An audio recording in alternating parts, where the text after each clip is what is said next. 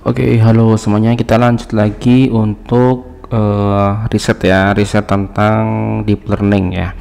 Oke, jadi terakhir kita sudah mendapatkan draft novelty ya, dan juga sampai judul yang telah kita tetapkan ya. Kita memutuskan untuk membuat salah satu riset dengan judul fuzzy aware yang light ya, untuk backbone-nya adalah UNet ya, untuk boundary refined hippocampus segmentation, yang kita telah temukan ada 4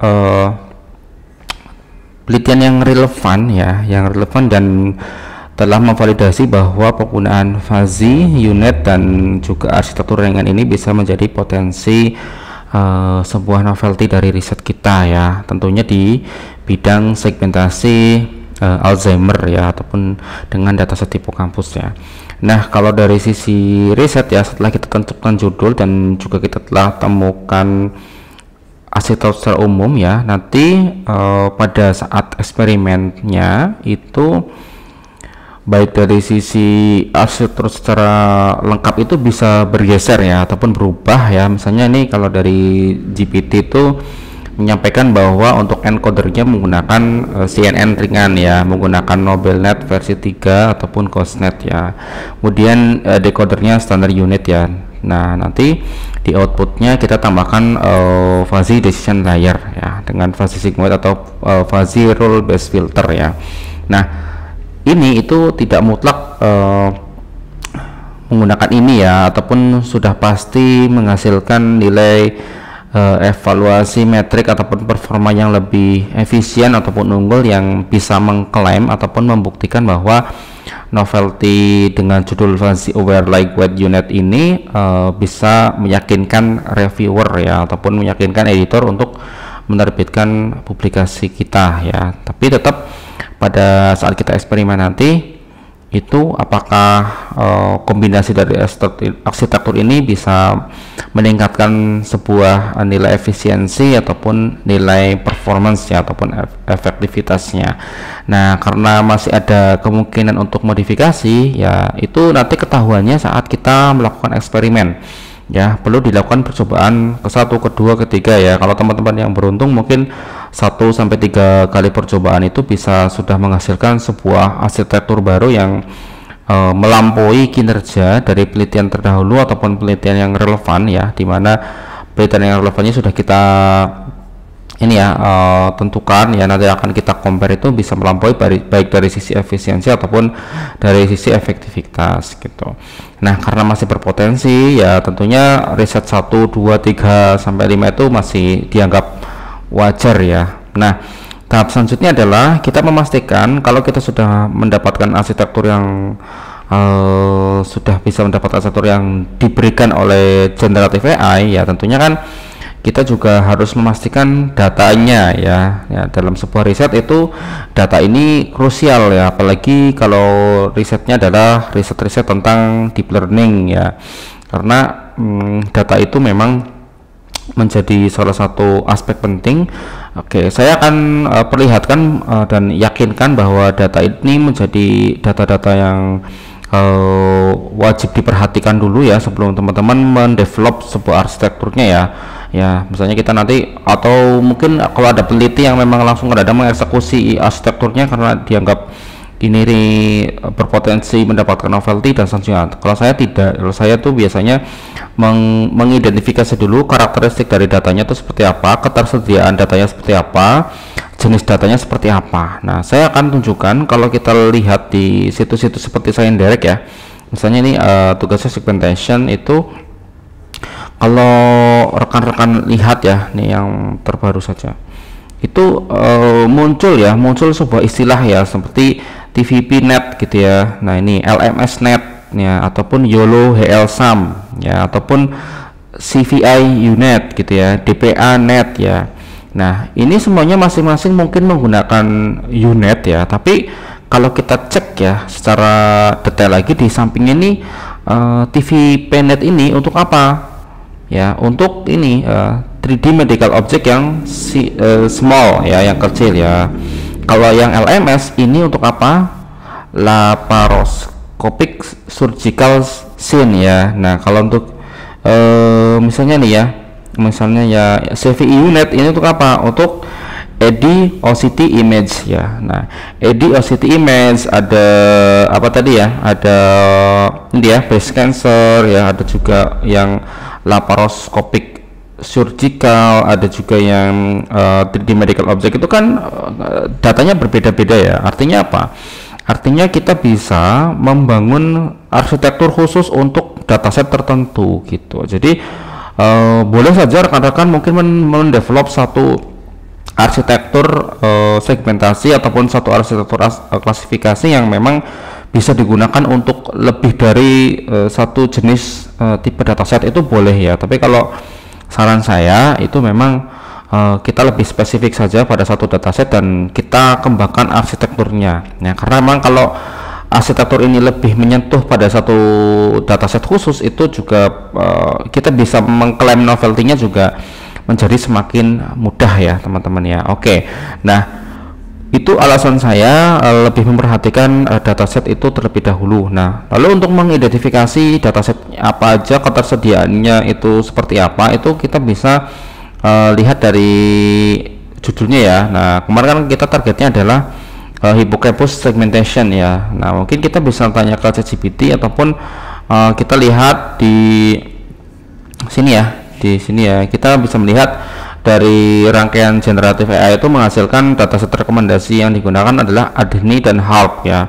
Nah kita juga tidak bisa langsung mempercayai sepenuhnya. Kalau saya langsung mencari di artikelnya ya, artikel-artikel yang sudah terbit ataupun relevan ya. Misalnya ini ada paper 1, paper 2, paper 3 dan paper 4 ini semuanya sama-sama melakukan segmentasi hippocampus. Nah kita akan cek ininya ya, cek papernya ya, kita cek papernya, kita lihat PDF-nya ya, kita lihat PDF-nya. Jadi kalau memang papernya itu memang paper-paper yang berkualitas, yang memang sudah terbit di jurnal-jurnal Elsevier, itu pasti menyampaikan apa data yang digunakan ya, ataupun dataset apa yang digunakan ya. Nah ini kita lihat, kita download boleh ya, biar mudah membacanya ya teman-teman, boleh download.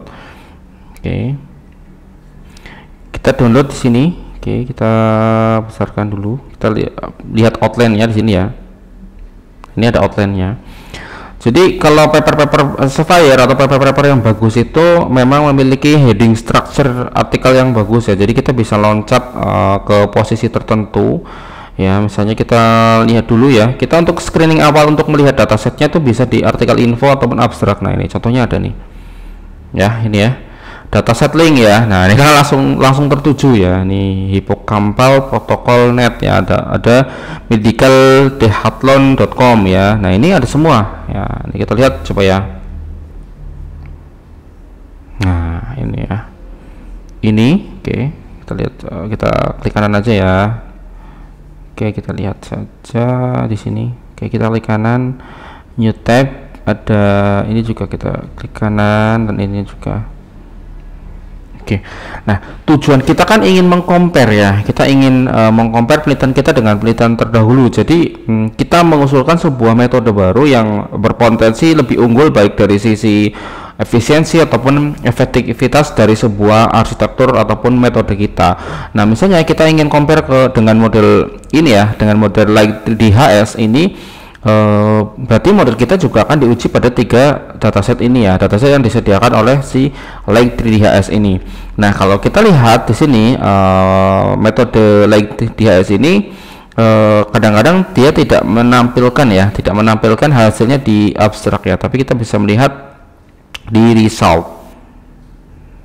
Nah kita bisa lihat di result ini untuk hasil risetnya ini kita besarkan lagi.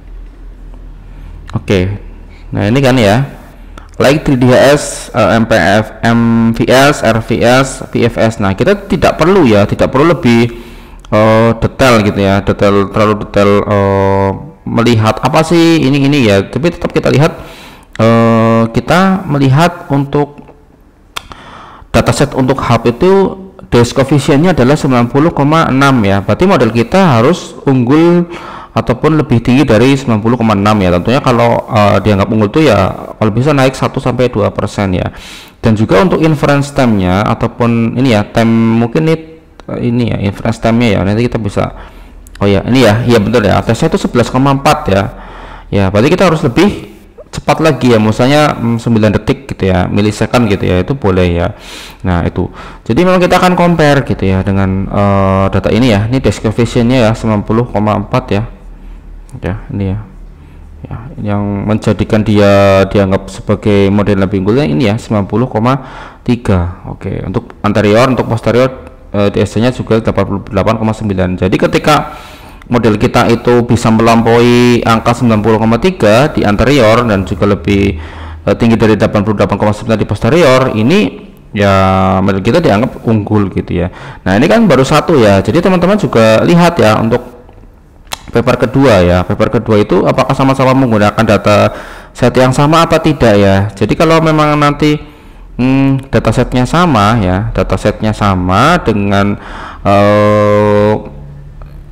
model tertentu, kita bandingkan ya, modelnya si A tadi 90,3, modelnya kita misalnya 92 gitu ya DS-nya, berarti model kita lebih unggul 2% ya. Kemudian time-nya misalnya timesnya di sini 11,4. Nah kita misalnya 9 detik ya, 9 milisekund ya, berarti kita lebih unggul sekitar 3 detik lebih cepat. Nah itu bisa kita klaim ya dengan ini. Ataupun kalau kita lihat ada nggak sih like-nya itu, like-nya itu ada nggak, kita cari ya ukuran ya. Kadang-kadang aturan-aturan tentang apa ngukur ukuran tentang besarnya model, kecepatan K-flop dan sebagainya juga kadang disediakan oleh sebuah artikel tertentu kalau memang kita memang targetnya adalah menargetkan yang ringan ya. Di sini memang tidak dijelaskan lebih jelas ya tentang, coba lihat K-flops kan nggak ada gitu ya, kan nggak ada ya kalau di sini ya disampaikan K-flop ya. Di sini hanya menyampaikan days dan juga time-nya. Jadi kita patokan untuk komparasinya adalah ini.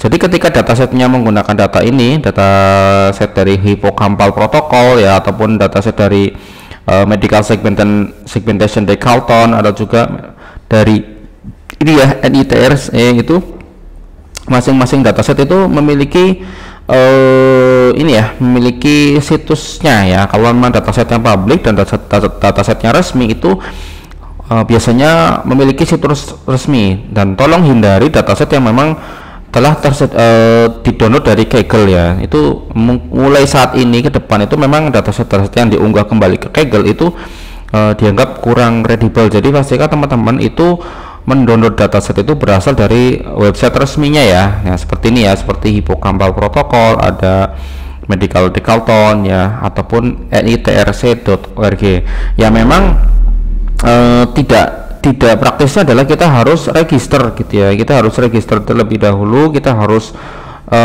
melakukan izin ya, melakukan izin untuk menggunakan ya, karena mereka masing-masing sudah memiliki license ya, ataupun lisensi ya, lisensi apakah datasetnya itu bisa digunakan apa enggak ya. Nah kita harus izin. Pengalaman saya ketika saya menggunakan sebuah dataset itu, saya berkirim email ataupun register di sebuah dataset ya, dimana kita memberikan surat resmi, dan dalam waktu maksimal 1 minggu ya, maksimal 1 minggu itu kita diberikan email balasan ya, email balasan untuk diberikan akses, disetujui atau tidak, dan ketika disetujui maka ada akses gitu ya. Nah kredibilitas dari dataset yang digunakan itu juga mempengaruhi ya, mempengaruhi apakah artikel kita nanti, hasil riset kita tuh diterima atau tidak ya. Jadi teman-teman diharapkan ya, untuk apalagi untuk riset S3 ataupun teman-teman yang dosen-dosen yang ingin riset untuk mendapatkan Q1 atau Q2 untuk kenaikan jabatan fungsional seperti lektor kepala ataupun ke profesor, itu wajib ya, wajib menggunakan dataset yang memang sifatnya itu resmi dan memiliki ini ya, link ya, memiliki link resmi dalam sebuah website ya. Nah ini ya, karena kalau datasetnya abal-abal itu dianggap sebagai dataset yang direkayasa ya, ataupun dataset yang tidak memiliki integritas ya. Jadi teman-teman pastikan menggunakan dataset resmi. Nah kalau ditanya bagaimana caranya untuk menggunakan ya ataupun mendownload datanya ya, ini semuanya ada ini ya, ada apa namanya, ada petunjuknya di masing-masing website ya. Nah ini ya, on this web page you can download the products of the e-edisi admin. Nah ini ya, nah ya caranya gimana ya, kita di sini ada petunjuk-petunjuknya ya teman-teman ya. Nah ini ya, di sini juga ada email resminya ya. Ini ada email resminya, kita lihat. Nah kita lihat apa isinya. Nah ini ya, ini email data ID-nya ya, karakteristik datanya sudah ada di sini. Nah di sini teman-teman kalau untuk mendownload dataset ini ya, ini adalah produknya. Kita lihat ya.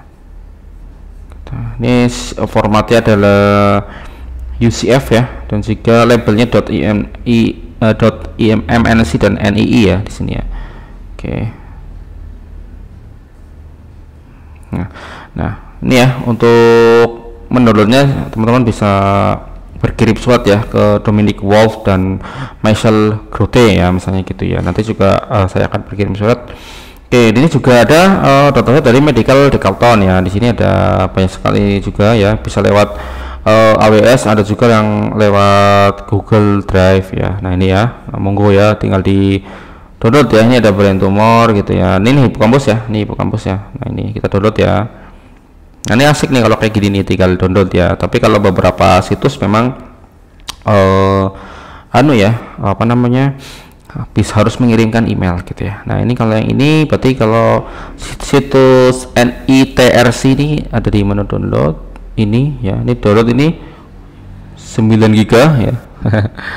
Ini disuruh agree dulu nih ya, nanti ada proses download ya. Nah, ini ya MLC ya, ini 9 GB ya, 4 jam ya. Nah kalau ini berapa tadi, 27 MB download ya.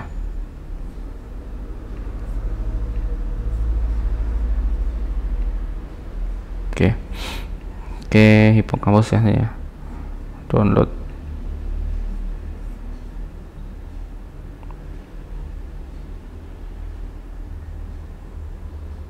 Oke, kita tunggu sampai proses downloadnya selesai ya.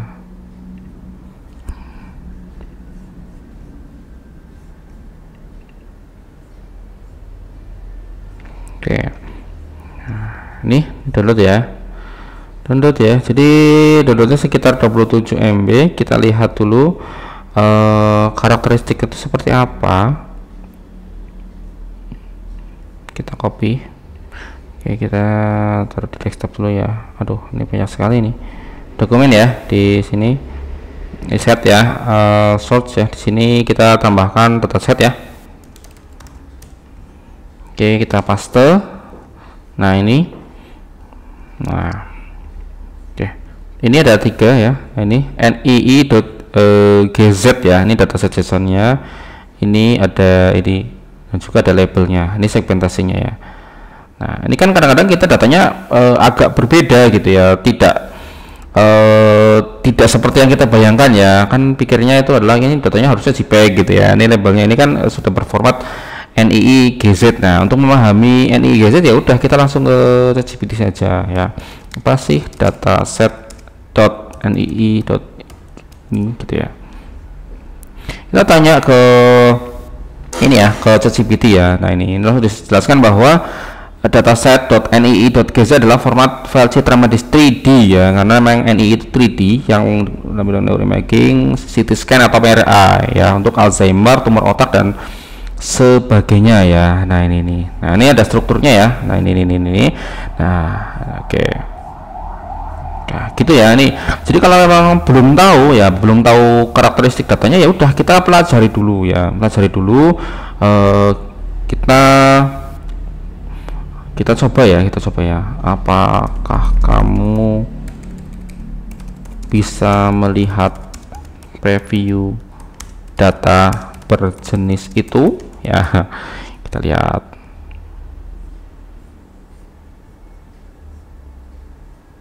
Oke ya, ubah ke PNG bisa nggak? Oke, nanti kita coba lihat ya. Nah, kita lihat ya, kita iseng ya. Udah, manfaatkan ChatGPT ini dengan sebaik-baiknya ya. Nah, ini datasetnya ini misalnya image TR ya. Kita lihat ya.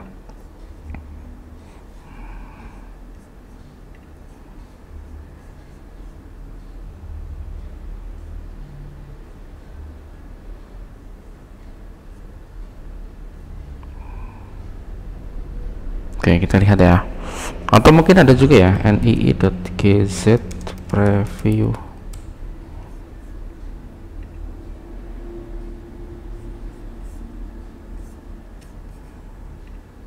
Kan oh ya.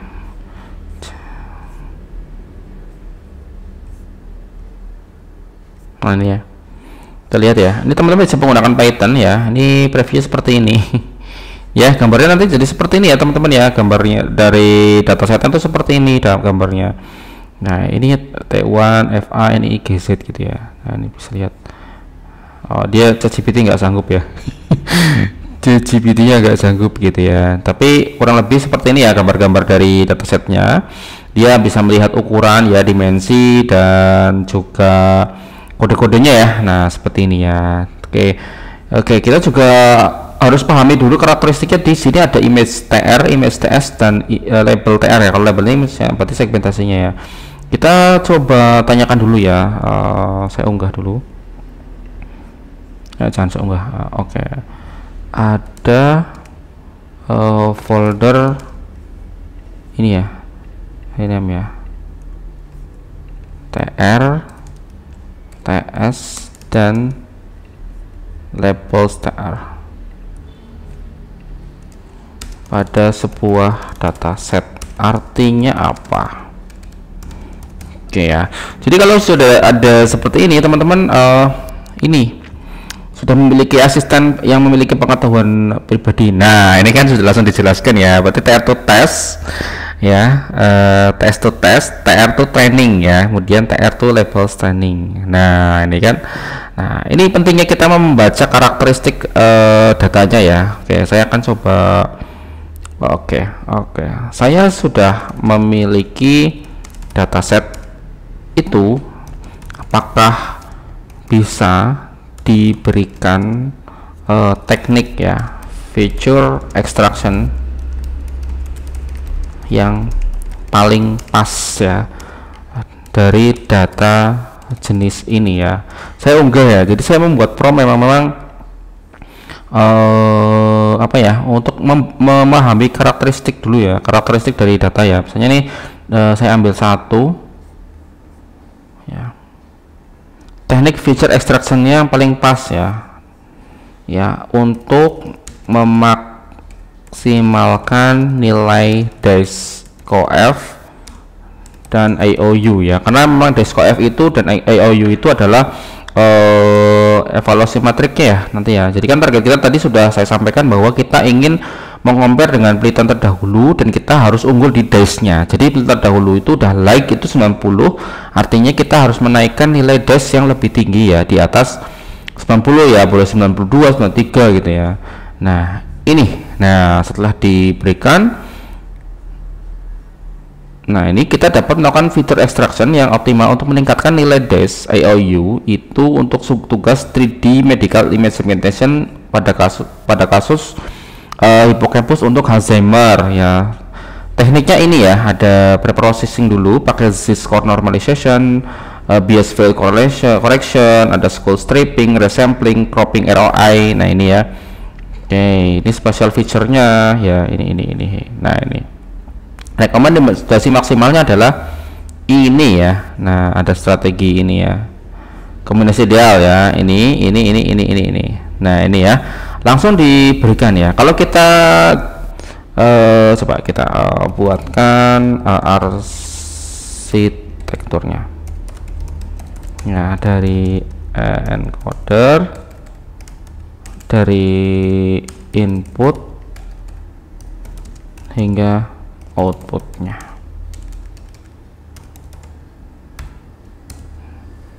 Oke. Ya, jadi kita telah diberikan arsitekturnya seperti ini. Oke ya. Oke. Nah, ini kan berarti kan ini kan pengetahuan baru ya, dan ini memang bisa jadi jauh gitu ya, jauh dengan judul ini ya. Nah, jadi teman-teman juga harus menyesuaikan ya, sesuaikan dengan ide novelty saya begini. Jadi jangan sampai kalian itu tersesat gitu ya, jangan sampai tersesat di geser-geser ya, dari ide A, ide B, ide C, ide D gitu, muter-muter ya, nanti sampai nggak ketemu-temu dan kalian nggak gerak-gerak ya, yang mengakibatkan nanti perjalanan risetnya itu menjadi semakin jauh gitu ya. Nah ini ya, berarti encodernya pakai depthwise ya, beda ya. Ini bottlenecknya ya ada light transformer, decodernya ditambahkan fuzzy gated activation for add gate sensitivity, dan juga ini ya. Oke. Kalau teman-teman lihat ya dari sisi encoder ya sampai decodernya, kalau kita compare dengan yang mana tadi, ini ya, dengan overall ini ya yang baru gitu ya. Nah ini yang baru. Jadi pas ide awal dari ChatGPT itu menggunakan encoder ya, encodernya tuh lightweight CNN dengan MobileNet versus 3, decodernya standar unit dan tidak dijelaskan bottlenecknya. Tapi setelah kita identifikasi datasetnya, kita setelah unggah teknik feature extractionnya, itu ternyata arsitekturnya itu berbeda ya, arsitekturnya itu menjadi berbeda dan ternyata lebih detail ya, dimana di sini ada depthwise, kemudian fuzzy sigmoid nih ya, ini ada juga fuzzy activation again ya, di sini ya ada residual skip. Nah ini ada light transformer bisa digunakan, ada gated activation dan juga edge sensitivity ya di sini ya. Nah ini ya ada fuzzy, ini relevan dengan judul kita ya, fuzzy ya. Nah fuzzy ya, lightweightnya tetap lightnya adalah yang light ini ya, jadi ini sudah menjadi arsitektur baru. Nah inilah arsitektur awal yang bisa dijadikan pondasi awal untuk melakukan eksperimen tahap 1 ya, eksperimen tahap 1 untuk dataset, yaitu dataset yang ini ya, dataset yang hipokampus ini ya. Tentunya untuk dataset yang kedua itu nanti juga butuh penyesuaian khusus dari arsitektur ini. Nah penyesuaian dari arsitektur ini itu yang akan kita ceritakan pada tahap discussion ataupun eksperimental ya. Result and discussion itu nanti kita ceritakan, misalnya di encoder kita buatkan persamaan matematika untuk ini ya, kita gambarkan ini ya. Nanti kan teman-teman juga butuh menggambar ya, menggambar arsitektur ini ya.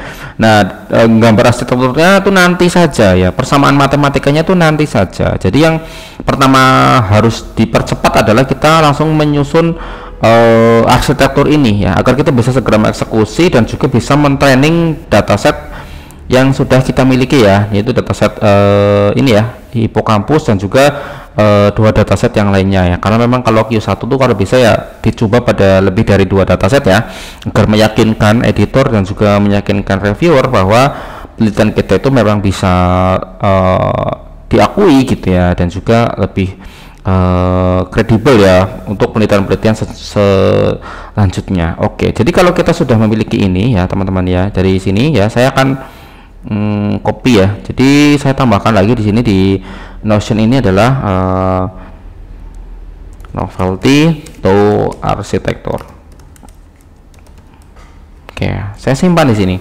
Nah ini sudah disimpan, ini juga sudah ada ukuran-ukurannya gitu ya. Nah ini bisa dikembangkan pada tahap-tahap selanjutnya ya teman-teman ya. Ini kita sudah memasukkan kata-kata fuzzy, sudah memasukkan kata-kata lightweight ya, ringan, dan juga tugasnya juga segmentasi hipokampus ya. Oke, mungkin hari ini kita cukupkan dulu ya sampai mendapatkan arsitektur setelah kita memilih dataset kita ya, dan sudah menentukan dataset kita tersedia atau tidak, bisa diproses atau tidak, dan akhirnya kita sampai pada memecahkan sebuah feature extraction baru yang bisa dikembangkan pada arsitektur baru ya, yang sudah di dalamnya sudah memiliki keyword-keyword khusus yaitu fuzzy dan juga lightweight ya untuk tugas Alzheimer hippocampus segmentation. Mungkin dari saya cukup untuk hari ini.